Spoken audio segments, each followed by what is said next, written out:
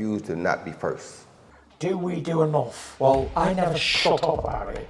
It must have been about 16, 17. We nicked their guilt rings. Right, the bouncers' guilt rings. This is no good for me.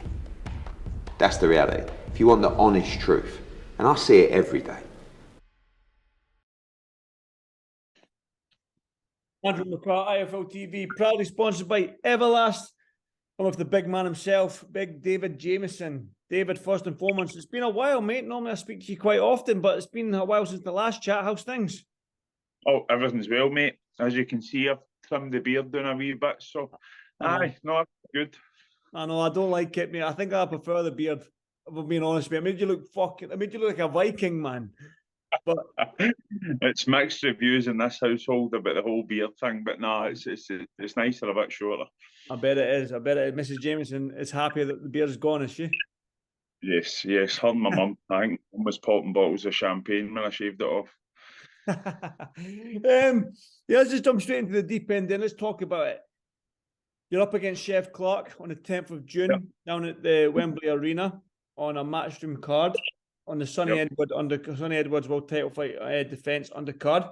Chef Clarke unbeaten, 5 wins, 4 knockouts, and he's obviously in that cruiserweight division, which is a fun division to be in right now in that domestic scene.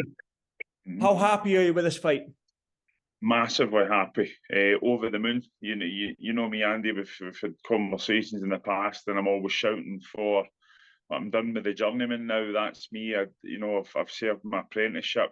Let's roll the dice here and see how far I can go.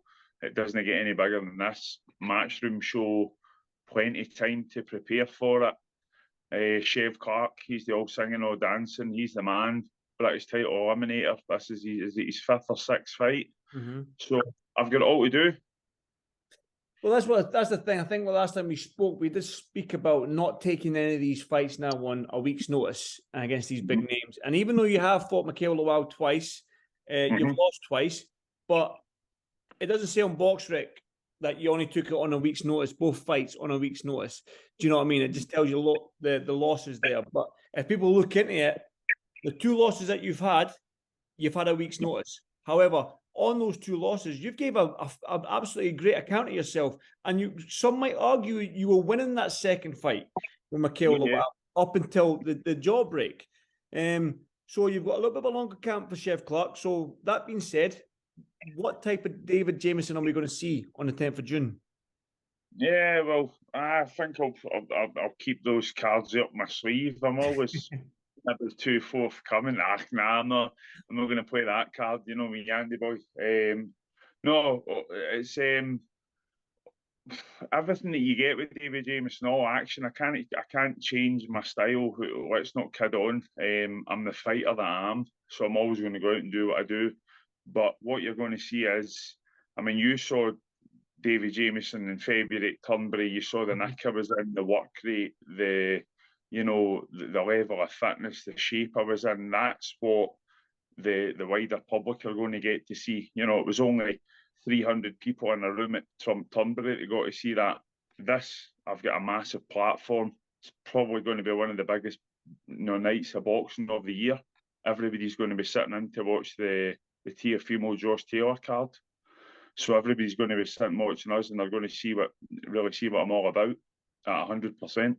No, I think that's, especially with this domestic scene right now in this cruiserweight division. Like I said to you, sometimes that cruiserweight division in the past was one of them divisions that, who's in there? Like, who fought there? I mean, but you have had greats in the Evander Holyfields and the David Hayes and all these guys, but you couldn't argue who else was in them divisions at that time, if that makes sense. But right now, you just need to go down the list. You've got O'Coley's, you've got Riakpors, you've got Billum Smiths, you've got Michael Lawals, Hosea Burton, Chef Clarke, you know what I mean? So it's Jordan Thompson as well. I mean, you've got all these big guys and good names in that division now, so it's a great division to be in. But Chef Clarke, he's got a good all-action style as well. He's got a good style as well. So when I look at this fight, I'm thinking, popcorn ready, let's go. Yes, I get your popcorn out, mate. Yep, sweet or salted.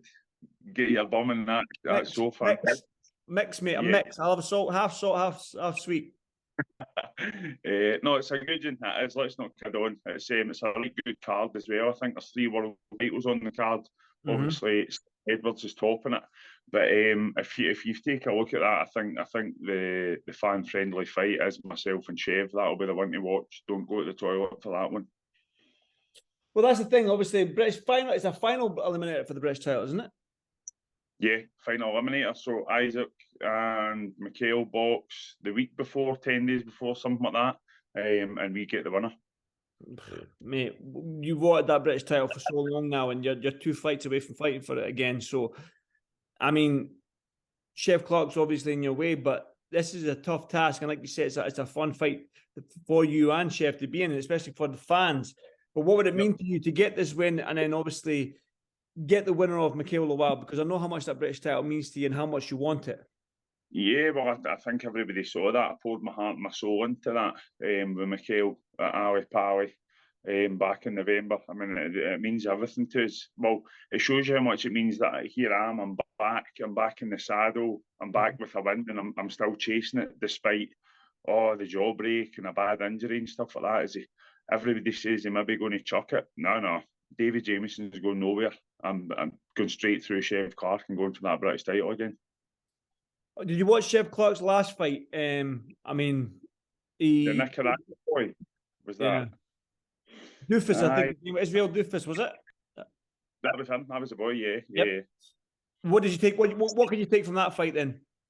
I think not want to give too much away again, Andy, but no, you can listen. Doofus was better than what he gets credit for. I think. Very, very big, very strong, very athletic, and very durable. And he gave Chev problems down the stretch. I think it's very clear Chev's very explosive early doors, as all cruiserweights are. But what you see with me is I'm maybe not the biggest, the big shoulders, the big biceps that all these guys are. But see, if you've got all that muscle, it takes a lot of oxygen to move it. And going down the stretch, that's not really what you're looking for. Whereas I can keep chugging on, come on strong late. So how do you, obviously we talked about having a popcorn ready, but what can the fans, what can we expect from this fight and expect from yourself? Obviously you mentioned the popcorn, but can we see drama? Can we see knockdowns? Can we see a stoppage? It's cruiserweights, isn't it? We're 4 stone 4, so there's the speed, there's the power there. I think, I'm a bit of a puncher. Chef certainly says he's a bit of a puncher as well. The records prove that. But no, I'm not going to go too far into that. I think everybody knows now what we're both worth, but it's a Jamieson win by any means necessary. It's a Jamieson win. That's the bottom line. David Jamieson with a full camp is a danger for anyone in the division, and that includes the top guys, the Billum Smiths, the Reactors, and the Okolis. Yep. I think that's. I think really, to be honest, the fact that a bit of naivety is maybe testament to why I've got this fight, Andy. I'm not going to say too much there with that, but it's almost been a case of fair play to Chev and his team at Matchroom, because I think they've only seen me on 10 days' notice. They've not seen me in 10 weeks' notice. And if they'd seen me with a proper crack of the whip that I always bang on about, I don't think I would have got this fight. I think they think I'm just a tough, durable boy for Scotland, and I'll come down and play my part. And that's not what's happening here. Well, final one from me then. Obviously, we've seen you on a 10-week camp. Well, I have, and you're playing your cards close to your chest, because this is a massive fight for you, man. This is a must-win in terms of getting one step closer to that British title. But what do you know of Chef Clarke in terms of his last fight? Obviously, he's a matchroom fighter. He's Eddie Hearn's boys.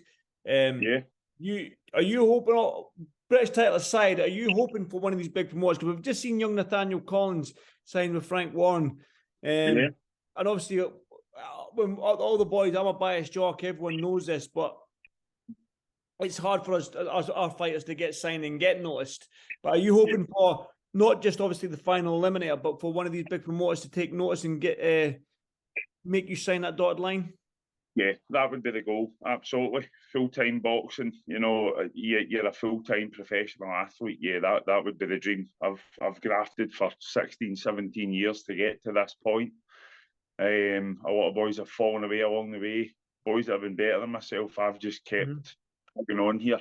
And it's really time to capitalise. It's all the cheesy stuff. Capitalise on this opportunity. Show these big boys down south what they're looking for. They've got a big, exciting cruiserweight north of the border.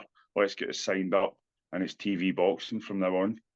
That's music to my ears, big man. You know me as the biased jock that I am. I want all the Scottish fighters to do well and push on and get all these titles. But listen, absolute pleasure to speak to you, my man. It's been a while, but I'll try and get down to the gym one day and speak to you. I know Jordan Grant's got a good fight coming up as well, so I need to come down to the gym and get to chatting to everybody. But until then, enjoy the rest of your day, mate. Brilliant, Andy. Nice speaking to you, mate. Cheers, David. I appreciate it, brother. Thank you. Cheers. Bye-bye.